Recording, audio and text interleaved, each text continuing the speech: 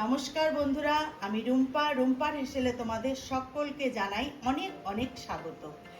আজকে আমি তোমাদের মধ্যে আবারও একটি রেসিপি নিয়ে চলে এসেছি বন্ধুরা। প্রচণ্ড গরম, এই গরমে আমাদের তেল মশলা কারুরই খেতে ভালো লাগে না।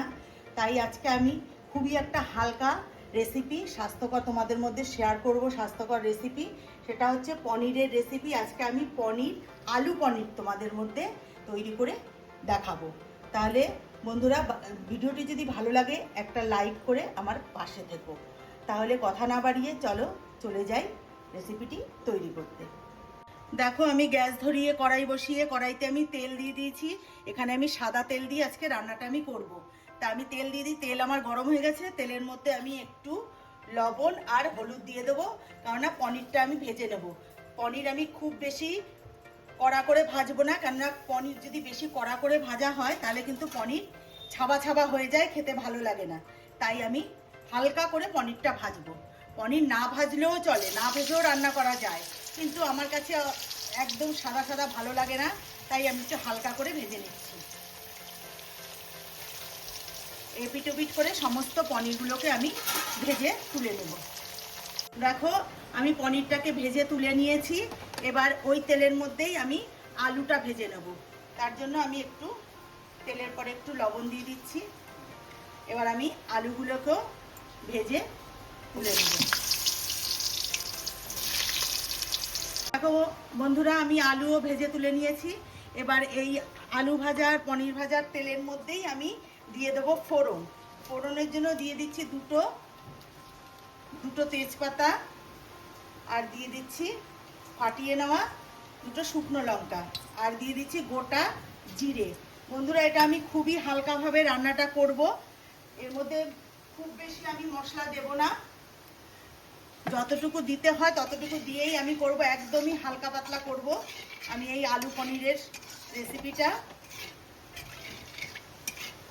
দেখো, এখন আমি এর মধ্যে দিয়ে দেবো বেটে রাখা মশলা বলতে এখানে আমি জিরে, আদা আর পাকা যে কাঁচা লঙ্কাগুলো হয় পাকা, সেই পাকা কাঁচা লঙ্কা দিয়ে বেটে নিয়েছি। জিরে আদা সেই মশলাটা আমি দিয়ে দিচ্ছি। এখানে আমি না কোনো চাল মগজ, পোস্ত, কাজু বাদাম কিছুই আমি ব্যবহার করছি না, শুধু জিরে আদা দিয়ে আমি রেসিপিটা তৈরি করব। দিয়ে দিচ্ছি হলুদ গুঁড়ো, আর এখানে আমি কোনো শুকনো লঙ্কার গুঁড়ো ইউজ করব না। এবার আমি দিয়ে দেবো, আগে আমি যেহেতু আলুটা ভাজাতে লবণ দিয়েছিলাম তাই আমি অল্প করে লবণ দিচ্ছি, পরে আমি চেক করে নেব। এবার আমি এর মধ্যে দিয়ে দেবো কেটে রাখা টমেটো।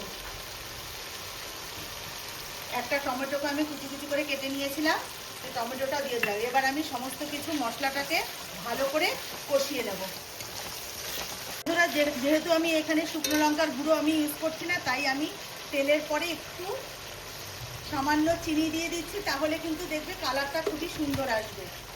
আমি একটু চিনি দিয়ে দিলাম। এবার আমি মশলাটাকে ভালো করে কষিয়ে নেব।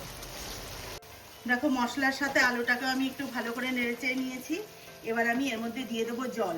দেখো, জলটাকে আমি কিন্তু আগে থেকে ফুটিয়ে রেখেছি, সেই ফুটন্ত গরম জলটা এবার আমি দিয়ে দিচ্ছি। আমি কিন্তু এটা শুকনো করব না, একদম পাতলা করব ঝোল আলু পনিরের। তাই আমি পরিমাণ মতো জল দিয়ে দিলাম।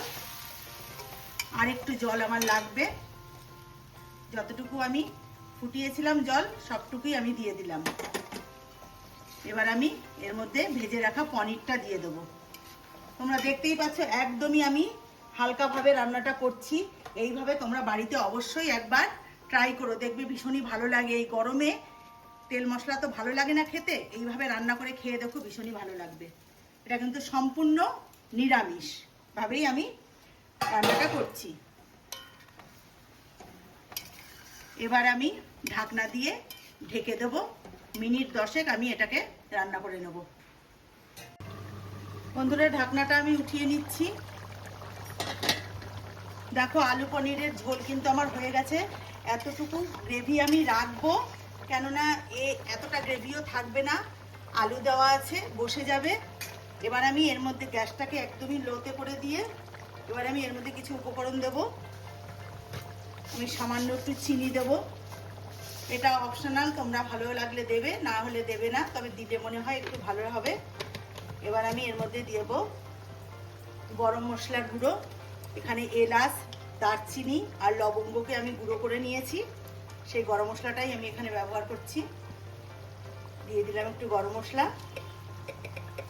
তোমরা তো অনেক রকম পনিরের রেসিপি করে খেয়েছো, একবার এইভাবে আলু পনিরের ঝোল করে খেয়ে দেখো, দেখবে তোমাদেরও ভীষণই ভালো লাগবে, বিশেষ করে এই গরমে। আর দিয়ে দিচ্ছি একটু ঘি, বেশি দেবো না, সামান্য করে একটু ঘি দিয়ে দিলাম। এবার আমি গ্যাসটাকে বন্ধ করে দিয়ে তোমাদেরকে নামিয়ে নিয়ে আমি দেখাচ্ছি। আমার হয়ে গেছে, এবার আমি নামিয়ে নিয়ে তোমাদেরকে দেখাচ্ছি। দেখো বন্ধুরা, পনিরের আমার এই রেসিপিটা আলু দিয়ে পাতলা ঝোল আমি রান্না করে নিয়েছি, একটা পাত্রে তুলে নিয়েছি। তোমরা যদি ভিডিওটা প্রথম থেকে শেষ পর্যন্ত দেখে থাকো তাহলে বুঝতেই পারবে আমি একদমই সামান্য উপকরণ দিয়ে খুবই কম তেল মশলায় আমি রান্নাটা করেছি। খেতে কিন্তু ভীষণই ভালো হয়। তোমাদের কাছে অনুরোধ রইল, বাড়িতে অবশ্যই একবার ট্রাই করে দেখো, খেতে অপূর্ব লাগে খেতে, কি বলবো আর। তাহলে বন্ধুরা, আমার চ্যানেলে যারা নতুন আছো তারা চ্যানেলটিকে সাবস্ক্রাইব করে নিয়ে পাশে থেকো, আর যারা করেছো তাদেরকে অসংখ্য অসংখ্য ধন্যবাদ। আর যারা ফেসবুক থেকে আমার রেসিপিগুলো দেখো তারা ফেসবুকের পেজটিকে অবশ্যই ফলো করে নিও। তাহলে বন্ধুরা, আজকের মতন এখানেই ভিডিওটি শেষ করছি। ভালো থেকো, সুস্থ থেকো, নমস্কার।